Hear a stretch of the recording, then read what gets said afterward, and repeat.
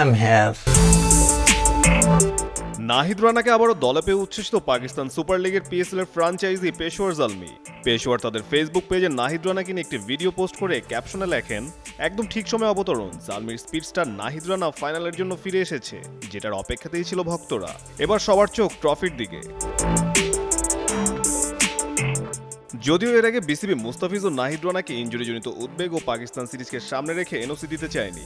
তবে শেষমেশ পেশোয়ার ফাইনালে উঠলে ফ্রাঞ্চাইজি কর্তৃপক্ষের অনুরোধে বিসিবির নয়া সভাপতি তামিম ইকবাল নাহিদ রানাকে এনওসি দিয়ে দেন। এরপর বৃহস্পতিবার 30 এপ্রিল নাহিদ রানা পাকিস্তানের উদ্দেশ্যে রওনা হন এবং আগামী রোববার 3 মে পেশোয়ার জালমির হয়ে ফাইনালে লড়বেন টাইগার পেসার নাহিদ রানা। 72 ঘন্টা ময়েশ্চার লক সমৃদ্ধ লিলি বডি ওয়াশ, শিয়া বাটারের গুডনেস স্কিন রিপেয়ার করে রাখে সফট ও গ্লোয়িং।